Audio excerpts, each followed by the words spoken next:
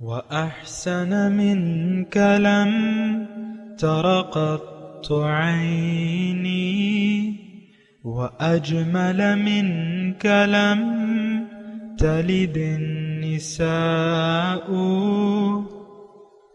خلقت مبرأ من كل عيب خلقت مبرأ من كل عيب كأنك قد خلقت كما تشاء. كتاب أنزلناه إليك مبارك ليدبروا آياته وليتذكر أولو الألباب. یہ کتاب برکت والی ہے جسے ہم نے آپ کی طرف نازل فرمایا ہے تاکہ دانش مند لوگ اس کی آیتوں میں غور و فکر کریں اور نصیحت حاصل کریں. اللہم صلی علی سیدنا محمد وعلی آل سیدنا محمد بعدد کل ذرۃ مئۃ الف الف مرۃ. سامعین و ناظرین کرام، السلام علیکم ورحمۃ اللہ وبرکاتہ. سامعین کرام، سورہ عنکبوت آیت نمبر 18، درس کا نمبر 1843. آج کا موضوع، کیا ہم اپنے رسول صلی اللہ علیہ وسلم کی تعلیمات کو جھٹلا کر زندگی گزار رہے ہیں؟ اس کے ساتھ آج کے سبق کا آغاز کرتے ہیں. سب سے پہلے گزشتہ سبق کا اعادہ ہوگا. اعوذ باللہ من الشیطان الرجیم. پناہ مانگتا ہوں میں اللہ کی شیطان مردود سے. بسم اللہ الرحمن الرحیم. شروع اللہ کے نام سے جو بڑا مہربان نہایت رحم والا ہے. انما تعبدون من دون اللہ اوثانا وتخلقون افکا ان الذين تعبدون من دون الله لا يملكون لكم رزقا فابتغوا عند الله الرزق واعبدوه واشكروا له إليه ترجعون.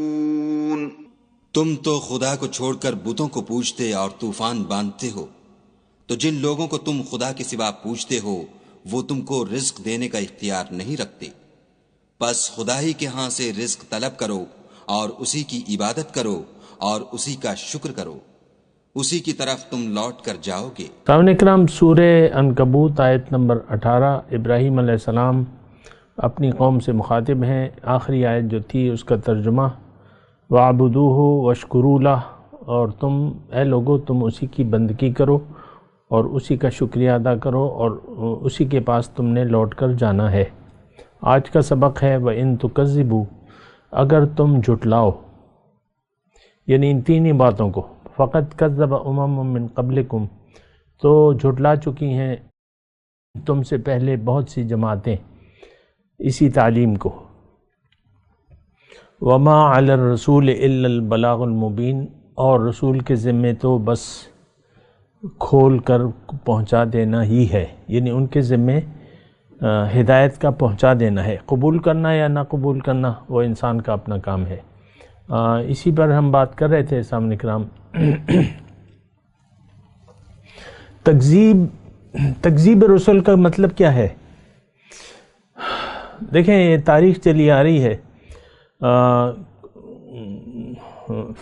کل قد کذب الرسل فحق وعید، او کما قال، قرآن میں آیت ہے جو بھی رسول اللہ تعالیٰ نے فرمایا میں نے بھجوایا ہے تو اس کی تکذیب کی گئی ہے. تو پھر میرا جو وعدہ ہے، جو ڈراوا، وہ سچ ثابت ہوا، یعنی اللہ کا عذاب. یہ تو ایک بات نوٹ کر لیں، ہمیں تو اس بات کا ادراک نہیں ہے اور نہ ہم اس کو جاننا چاہتے ہیں، نہ ہمیں اس کی کوئی دلچسپی ہے کہ ہم حق کو قبول کریں گے تو کیا ہوگا اور نہیں کریں گے تو کیا ہوگا. میں اللہ کی عطا اور اس کی توفیق سے آپ کو یہ کھول کے بیان کر دینا چاہتا ہوں کہ اگر آپ اللہ رسول کی دعوت جو اللہ تعالیٰ کی طرف ہے اگر آپ قبول کر لیں گے اور پھر ان تقاضوں کو پورا کرنے کی ٹھان لیں گے، یعنی زندگی اللہ کے لیے وقف کر دیں گے، اپنی مرضی چھوڑ کے اللہ کی مرضی کے مطابق زندگی اگر آپ گزارنا شروع کر دیں گے تو اللہ تعالیٰ کا وعدہ ہے، یہ بات نوٹ کر لیں، عام طور پہ ہم اس کے خلاف سوچتے ہیں، اللہ کا وعدہ یہ ہے کہ آپ کو دنیا میں ایک اچھی زندگی عنایت فرمائے گا اللہ تعالیٰ۔ فَلَنُحْيِيَنَّهُ حَيَاةً طَيِّبَةً، اللہ کا وعدہ ہے، من عمل صالحا منکم من ذکر او انثی فَلَنُحْيِيَنَّهُ حَيَاةً طَيِّبَةً، جس نے بھی نیک عمل کیا تم میں سے، خواہ وہ مرد ہو یا عورت ہو، تو اس کو میں ایک اچھی پاک زندگی عنایت فرماؤں گا۔ پھر دوسری جگہ ہے اللہ تعالیٰ نے فرمایا کہ یعنی بہت سی جگہ اللہ تعالیٰ نے یہ وعدے بھی کیے ہیں اور تفصیل سے کیے ہیں، مَن يَتَّقِ اللَّهَ يَجْعَلْ لَهُ مَخْرَجًا وَيَرْزُقْهُ مِنْ حَيْثُ لَا يَحْتَسِبُ۔ مَن يَتَّقِ اللَّهَ، اب جس نے بھی دیکھیں، جس نے بھی تقوی کی روش اختیار کر لی، اب یہ قرآن کی آیت ہے، میں سنا رہا ہوں، اصل میں تو ہماری کوئی دلچسپی نہیں ہے، عام طور پہ میں ویسی ایک بات کہہ رہا ہوں، آپس کی بات ہے کہ اللہ کے قرآن اور کلام کی ہماری نظر میں کوئی خاص اہمیت نہیں ہے، اس کو ہم نے بس پڑھنے پڑھانے تک، اس کی تلاوت تک محدود کر دیا ہے، اس کی آیات میں غور و فکر اور تدبر کی روایت ہم میں موجود نہیں ہے۔ اور ایک کلیئر بات یہ ہے کہ ہم چونکہ دنیا کے دھوکے کا شکار ہو گئے ہیں، اس لیے قرآن اب ہماری ضرورت نہیں رہا ہے۔ میں آج کے مسلمان کی بات کر رہا ہوں، کیوں کہ ہم دنیا کے دھوکے کا شکار ہو گئے ہیں۔ یہ جملہ نہایت واضح ہے اور کلیئر ہے، اس کو ذرا سنیں آپ۔ یعنی میں اس میں یہ بیان کر رہا ہوں کہ آخر کیا وجہ ہے کہ قرآن سے ہم نے اپنا رخ پھیر لیا ہے۔ اب قرآن میں بظاہر ہمارے لیے کچھ بھی نہیں ہے، کوئی کشش نہیں ہے اس میں کہ اس کو ہم کھول کے دیکھیں یا اس کو سمجھنے کی کوشش کریں، تو اس کی وجہ یہ ہے کہ ہم دنیا کے دھوکے کا شکار ہو گئے۔ اب جب آپ نے حاصل دنیا اور دنیا کو حقیقت سمجھ لیا، اب وہ آپ کے دل میں بیٹھ گئی، اس کی محبت آپ کے دل میں بیٹھ گئی، کیونکہ آپ نے حاصل دنیا کو حقیقت سمجھ لیا، یہ میں، یہ میری بیوی، یہ میرا شوہر، یہ میرے بچے، اور یہ میرا کاروبار، اور یہ میری نوکری، میں ایم این اے ہوں، میں ایم پی اے ہوں، اور میں آرمی چیف ہوں، اور میں لیفٹیننٹ جنرل کرنل ہوں۔ یہ میں ویسے ہی میں کسی عہدے پہ وہ نہیں کر رہا، لیکن میں انسانیت کی وہ ذہن کی میں آپ کو بات کر رہا ہوں کہ ہم میں سے ہر شخص کا ایک سٹیٹس ہے اور وہ اس پر مطمئن ہے، مزید اس میں ترقی چاہتا ہے۔ تو پھر یہ ہوتا ہے کہ قرآن، پیغمبر اور قرآن تو آیا ہے آپ کو اللہ کی طرف متوجہ کرنے کے لیے، جو کہ ہماری حقیقی منزل ہے، جس کے لیے ہم نے کوشش کرنی ہے۔ تو اگر آپ دنیا کے دھوکے کا شکار ہو جاتے ہیں اور دنیا یا حاصل دنیا کو حقیقت سمجھ لیتے ہیں، تو پھر قرآن اور پیغمبر کی تعلیمات، اس کی ہمیں کوئی ضرورت محسوس نہیں ہوتی۔ دیکھیں یہ تو بالکل کلیئر بات ہے، آج آپ اپنے آپ کو دیکھ لینا، آپ جو بھی ہیں، کیا اہمیت ہے آپ کی، قرآن کی اور صاحب قرآن کی۔ آج ہمیں کسی ایسے شخص کی ضرورت ہی محسوس نہیں ہوتی جو اللہ کے راستے میں ہماری رہنمائی کرے۔ یہ بات بھی آپ ذرا غور سے سنیں نا۔ دیکھیں، رسول یا نائب رسول، رسول اپنے زمانے میں یعنی وہ ڈیوٹیاں سر انجام دیتے تھے، ان کے بعد اب نائبین رسول ہیں۔ علماء امتی کا انبیاء بنی اسرائیل، العلماء ورثۃ الانبیاء۔ تو ہمیں وارث نبی کی تلاش ہی نہیں ہے۔ اس بات پہ بھی آپ ذرا غور و فکر کریں نا، ہمیں وارث نبی کی ضرورت ہی نہیں ہے، کیونکہ یہ جو پیغمبر کی مطالبات ہیں کہ وَاعْبُدُوهُ وَاشْكُرُوا لَهُ، یہ ہمارے لیے کوئی کشش نہیں رکھتی۔ اللہ کی خالص بندگی، ایک تو ہم سمجھتے نہیں ہیں، ان دونوں باتوں پر جو آیت نمبر 17 میں بیان ہوئی ہیں، یعنی اللہ کی خالص اللہ کی بندگی اور خالص اللہ کا شکریہ، یہ اس کا معنی بھی ہم نہیں جانتے کہ اس کا معنی کیا ہے۔ پھر جب معنی نہیں جانتے تو پھر اس کے تقاضوں سے بھی واقف نہیں ہے۔ بہرحال میں آپ کو تکذیب کی بات کر رہا ہوں۔ ابراہیم علیہ السلام اپنی قوم سے کہہ رہے ہیں کہ اگر تم میری دعوت کو جھٹلا دیتے ہو تو یہ کوئی نئی بات نہیں ہوگی۔ وَإِن تُكَذِّبُوا فَقَدْ كَذَّبَ أُمَمٌ مِّن قَبْلِكُمْ۔ اب یہ کس کو کہہ رہے ہیں؟ ابراہیم علیہ السلام یہ ہمیں کہہ رہے ہیں۔ ما علی الرسول، اب یہ جملہ جو ہے یہ ابراہیم علیہ السلام کی بجائے اگر آپ حضور صلی اللہ علیہ وسلم کی طرف سے محسوس کریں تو بیجا نہ ہوگا، بالکل بجا ہے، کیونکہ حضور صلی اللہ علیہ وسلم کا مطالبہ بھی یہی ہے وَاعْبُدُوهُ وَاشْكُرُوا لَهُ۔ ہم سے کیا مطالبہ ہے؟ دیکھیں ایک بہت بڑا مغالطہ ہمیں لگ گیا ہے کہ ہم اپنے آپ کو مسلمان، حقیقی مسلمان سمجھتے ہیں۔ وراثت میں جو ہمیں اسلام ملا ہے، یہ بات تو آپ کو معلوم ہے اور آپ کو معلوم ہوگی کہ اس اسلام پر ہم نے نہ کبھی سوچا اور نہ سوچنے کی ضرورت محسوس کی۔ یعنی اس کی حقیقت کیا ہے؟ جس اسلام کا ہم نام لے رہے ہیں یا جو ایمان ہم دعویٰ ایمان کر رہے ہیں، اس کی حقیقت کیا ہے یہ ہمیں نہیں معلوم اور معلوم کرنا بھی نہیں چاہتے۔ مجھے آپ بتائیں، چلیں فرض کریں آپ کی عمر 70 سال ہے، 65 سال ہے، آپ نے کبھی اس 70-65 سال میں یہ سوچا ہے، کبھی آپ نے غور کیا ہے کہ دین اسلام حقیقت میں کیا ہے؟ قرآن آیا کیوں ہے؟ کیوں نازل ہوا ہے؟ اللہ تعالیٰ نے کیوں ہمیں بھجوایا ہے؟ ہمیں بھجوایا تو یہ تو میں ایک ایکسٹرا لفظ کہہ رہا ہوں، ہم تو اپنے لیے نہیں سمجھتے اس کو۔ کیوں اللہ تعالیٰ نے یہ قرآن نازل کیا ہے؟ کبھی یہ 60-70 سال جتنے بھی آپ کی عمر ہے یا اس سے کم ہے یا زیادہ ہے، آپ نے کبھی سوچا ہے؟ نو۔ ہمیں تو سوچنے کی دیکھیں ضرورت ہی محسوس نہیں ہوتی۔ دین اسلام کے بارے میں ہمارے اپنے اپنے نظریات ہیں۔ ہر شخص جو ہے وہ یعنی اسلام کی حقیقت کو سمجھے بغیر اپنے اندازے لگاتا رہتا ہے۔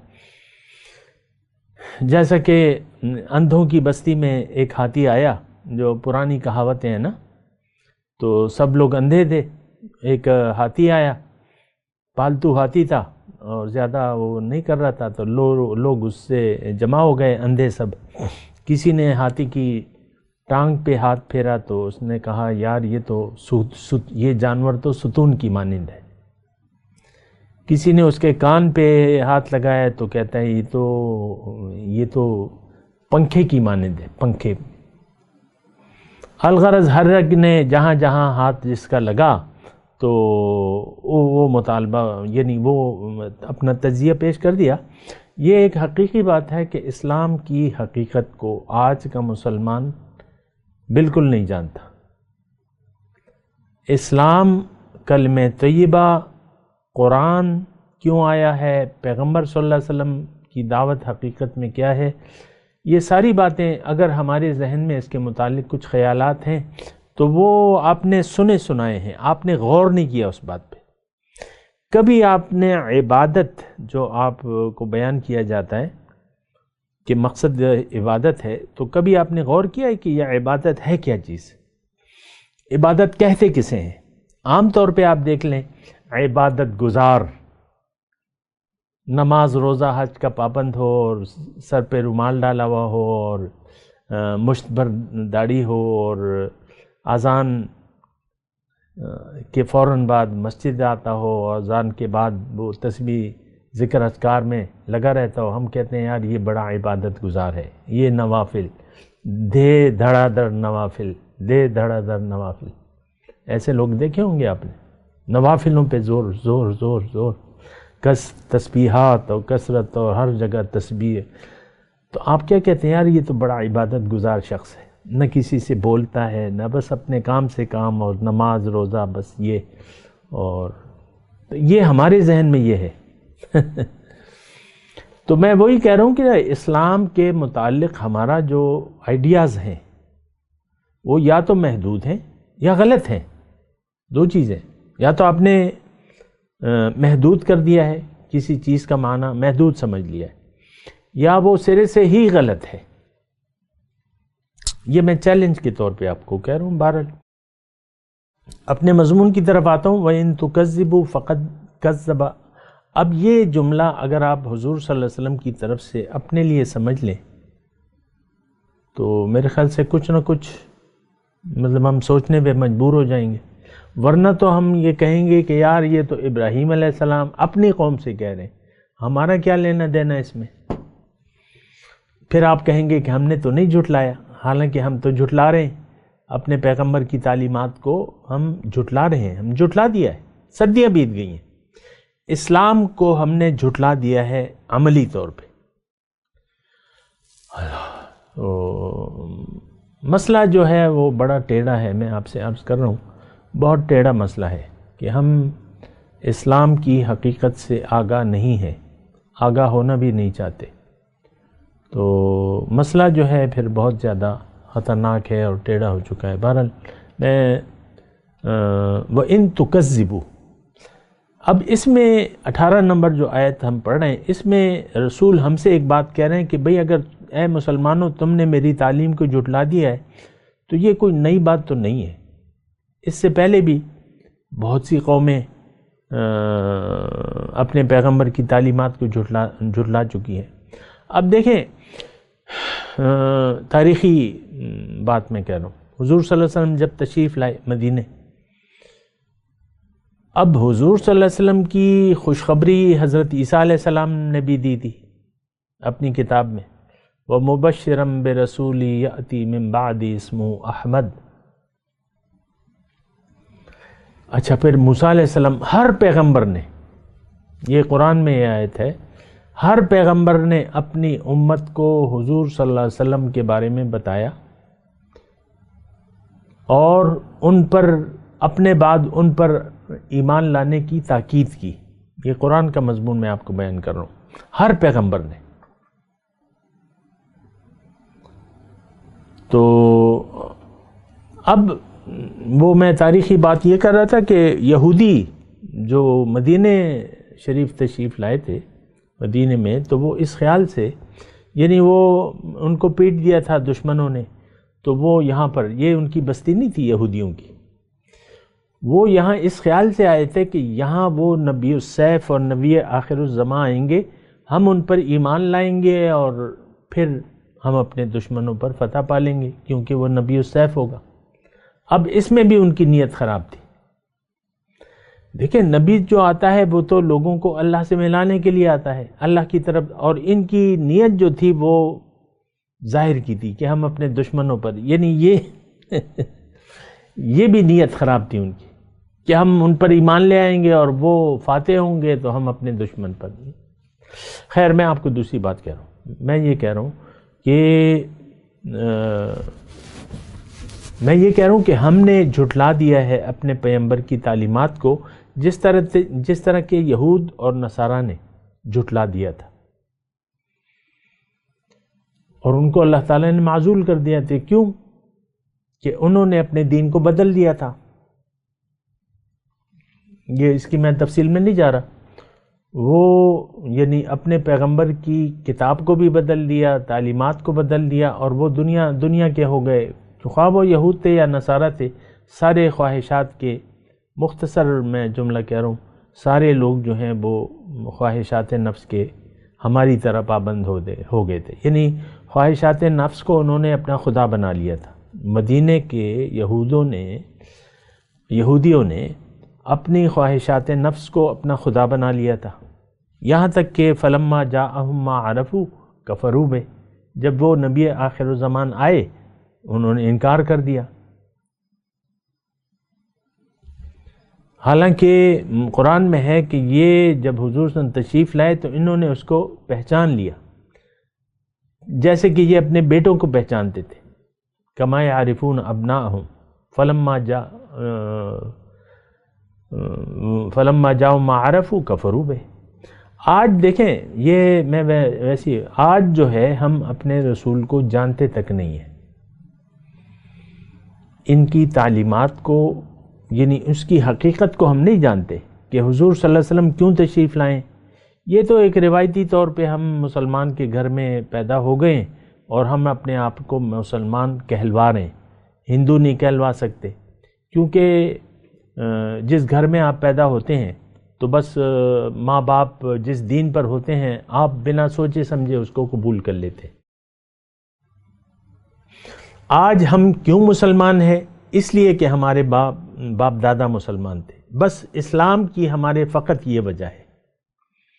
کیوں کلمہ پڑھ رہے ہیں؟ ہمیں بچپن میں سکھلا دیا گیا تھا کلمہ، اور جو پہلی بات تھی تو وہ ہمیں اللہ کہلوایا گیا، اور پھر کلمہ شریف اور نماز یاد کرا دی گئی، اور پھر بس نماز پڑھو نماز پڑھو۔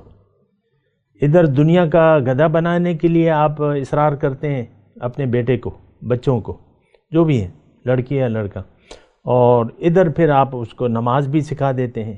عام طور پہ یہ ہوتا ہے، یعنی عام طور پہ یہ دیکھا گیا ہے کہ نماز کے جو بچے پابند بھی ہو جاتے ہیں، چلیں ایک تو بچے نماز بھی نہیں پڑھتے، کوئی ان کو پتہ ہی نہیں ہے، والدین کو پتہ نہیں ہے کہ نماز ہے کیا چیز، پھر روایتی طور پہ یہ ایک روایت رہ گئی ہے بس۔ یہاں پر میں وہ حدیث ضرور بیان کروں گا جو حضور صلی اللہ علیہ وسلم نے اس زمانے کے لیے کی ہے، بتائی ہے، ہمیں پیشن گوئی کی ہے کہ لوگوں پر ایک زمانہ ضرور ایسا آئے گا کہ اسلام کا صرف نام رہ جائے گا، ما بقی من الاسلام الا اسمہ وما بقی من القرآن الا رسمہ، اور قرآن کا صرف رسم الخط رہ جائے گا، مساجد آباد ہوں گی، ہدایت سے خالی ہوں گی، مساجد عامرۃ وہی خراب عن الہدی۔ پھر حضور نے فرمایا کہ اس دور کے شریر ترین مخلوق، آسمان کی چھت کے تلے اس دور کی شریر ترین مخلوق اس دور کے علماء ہوں گے، فتنہ ان میں سے اٹھے گا اور ان میں واپس لوٹے گا۔ آپ مجھے بتائیں، دیکھیں میں کسی پر نکتہ چینی تو نہیں کر رہا، لیکن جو باتیں میں اللہ کی توفیق سے آپ کو بتا رہا ہوں، یا جو دین کی میں تشریح آپ کو بتا رہا ہوں، اللہ کے فضل سے، اللہ کی عطا سے، میرا اس میں کوئی کمال نہیں ہے، لیکن کیا ایسی تشریحات آپ نے کوئی مسجد کے ممبر سے آپ نے ایسی سنی ہے؟ مجھے کیا کسی درس میں بیٹھ کے ایسی باتیں آپ نے سنی ہیں؟ میں نے تو کم از کم نہیں سنی۔ یہ تو اللہ کی عطا ہے اور اس کا فضل، اور ہمارے شیخ عبد الرحیم کی جو ہمیں انہوں نے سمجھایا ہے، تو یہ میں آپ کو آگے پہنچا رہا ہوں، ورنہ میری تو کوئی حیثیت نہیں ہے نا۔ تو یہ شریر ترین مخلوق اس دور کے علماء ہوں گے، یہ میں لفظی ترجمہ کر رہا ہوں، میں کسی پر انگلی نہیں اٹھا رہا، یہ حضور صلی اللہ علیہ وسلم کی بات۔ اب یہ ساری باتیں آپ دیکھ لیں، مسجد کے ممبر سے آپ کو یہ حق کی دعوت نہیں ملے گی، زیادہ سے زیادہ فقہی مسائل ہوں گے، زیادہ سے زیادہ کہ بھئی داڑیاں چھوڑو اور سنت کے مطابق رہو اور زندگی سنت کے مطابق، دین کا مقصد نہیں بتایا جائے گا۔ بہرحال میرا اس میں کوئی وہ نہیں ہے، میں صرف تکذیب کی بات کر رہا ہوں۔ تکذیب اس وقت کا مسلمان تکذیب رسل میں مصروف ہے، اور یہ یعنی سارے رسولوں کی ہم تکذیب کر رہے ہیں، جیسے کہ قرآن میں ہے کذبت ثمود المرسلین، کذبت عاد المرسلین، او کما قال، قرآن کے الفاظ ہیں۔ تو یعنی کیا ترجمہ ہے اس کا کہ قوم عاد نے تمام رسولوں کو جھٹلا دیا، حالانکہ اس وقت تو ایک رسول آئے تھے۔ اس کا مطلب میں نے بیان کیا بھی ہے، اور مطلب یہ ہے کہ دیکھیں تمام رسولوں کی دعوت ایک تھے، ان اعبدوا اللہ واتقوہ واطیعون۔ تو ایک رسول کی دعوت کو جب آپ جھٹلاتے ہیں، اس کا مطلب یہ ہے تمام رسولوں کی دعوت کو آپ جھٹلا رہے ہیں۔ تو مسئلہ جو ہے وہ بہت زیادہ پیچیدہ ہے، خطرناک ہے۔ ہم لوگ جو ہیں دنیا کے بندے ہیں، ہم اللہ کے بندے نہ ہیں نہ بننا چاہتے ہیں۔ وَإِن تُكَذِّبُوا فَقَدْ، اب یہ حضور صلی اللہ علیہ وسلم ہمیں یہ کہہ رہے ہیں اے مسلمانوں، اے میری امت، تم نے اگر جھٹلا دیا ہے میری تعلیمات کو تو یہ کوئی نئی بات تو نہیں ہے۔ ہر قوم نے اپنے رسول کی تعلیمات کو جھٹلایا ہے، اور حضور صلی اللہ علیہ وسلم ہمیں کہہ رہے ہیں کہ میرے ذمے تو صرف پہنچانا تھا، میں نے دین پہنچا دیا، اب تم اس پر عمل کرو یا نہ کرو۔ آج کا جو مسلمان ہے وہ دین اسلام کا سب سے بڑا دشمن ہے، سب سے بڑا مجرم ہے، اللہ کا، اس کے رسول کا۔ جرم کیا ہے؟ ہم نے قرآن کو چھوڑ دیا ہے، ہم نے اسلام کو چھوڑ دیا ہے، ہم نے اللہ کی بندگی کو چھوڑ دیا ہے، ہم نے حضور صلی اللہ علیہ وسلم کی اطاعت اور اتباع کو چھوڑ دیا ہے۔ یہ کوئی کم جرائم تو نہیں ہے۔ آپ دیکھیں، میں تو عوام سے مخاطب ہوں، خواص سے نہیں ہوں۔ جو نہیں جھٹلا رہے وہ میرے مخاطب ہے ہی نہیں۔ میں تو عوام، اور عوام تو ہے کل انعام، جانوروں کی طرح زندگی گزار رہے ہیں ہم لوگ بنا سوچے سمجھے، کبھی ادھر گئے، کبھی ادھر گئے، کبھی ادھر گئے۔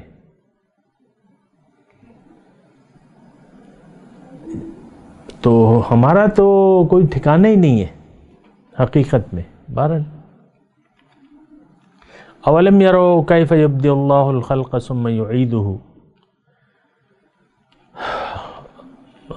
بہرحال آج کا جو مضمون ہے میں آپ کو دوبارہ اس کی تھوڑی سی دہرا دیتا ہوں۔ وَإِن تُكَذِّبُوا، اے لوگو اگر تم جھٹلاتے ہو میری تعلیم کو۔ تعلیم کیا ہے؟ وہ آیت نمبر 17 میں ہے، وَعْبُدُوهُ وَاشْكُرُوا لَهُ، اور یہی کام ہم نہیں کر رہے۔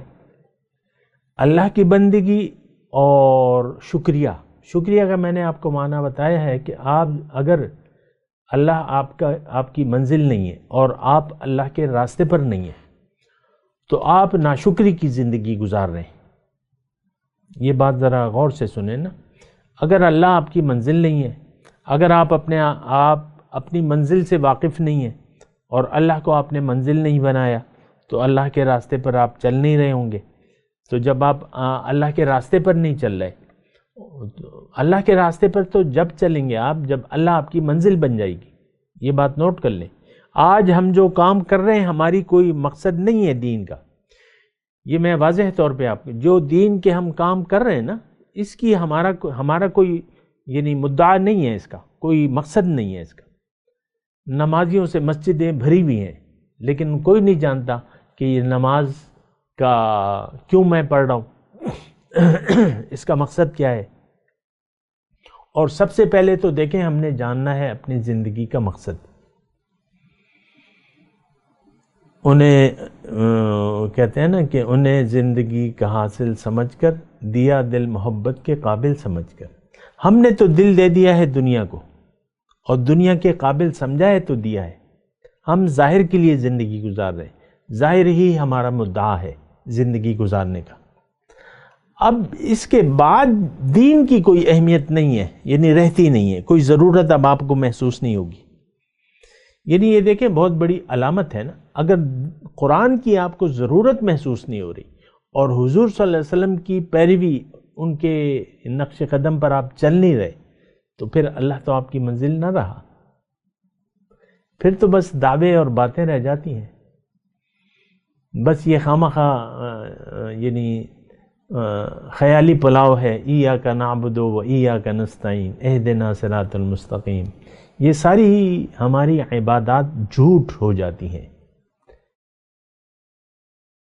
بہرحال آپ سوچیں ذرا اس بات پہ، میں تلاوت کرتا ہوں، میرے ساتھ دہرائیے۔ اعوذ باللہ من الشیطان الرجیم، بسم اللہ الرحمن الرحیم۔ وَإِن تُكَذِّبُوا فَقَدْ كَذَّبَ أُمَمٌ مِّن قَبْلِكُمْ وَمَا عَلَى الرَّسُولِ إِلَّا الْبَلَاغُ الْمُبِينُ۔ اب ان آیات کی تلاوت اور ترجمہ۔ اعوذ باللہ من الشیطان الرجیم۔ پناہ مانگتا ہوں میں اللہ کی شیطان مردود سے۔ بسم اللہ الرحمن الرحیم۔ شروع اللہ کے نام سے جو بڑا مہربان نہایت رحم والا ہے۔ وَإِن تُكَذِّبُوا فَقَدْ كَذَّبَ مِن قَبْلِكُمْ وَمَا عَلَى الرَّسُولِ إِلَّا الْبَلَاغُ الْمُبِينُ۔ اور اگر تم میری تکذیب کرو تو تم سے پہلے بھی امتیں اپنے پیغمبروں کی تکذیب کر چکی ہیں، اور پیغمبر کے ذمے کھول کر سنا دینے کے سوا اور کچھ نہیں۔ اس کے ساتھ ہی آج کے درس کا وقت اختتام کو پہنچا۔ اگلے درس میں انشاءاللہ ملاقات ہوگی۔ وآخر دعوانا ان الحمدللہ رب العالمین، والسلام علیکم ورحمۃ اللہ وبرکاتہ۔ مولاي صل وسلم دائما ابدا على حبيبك خير الخلق كلهم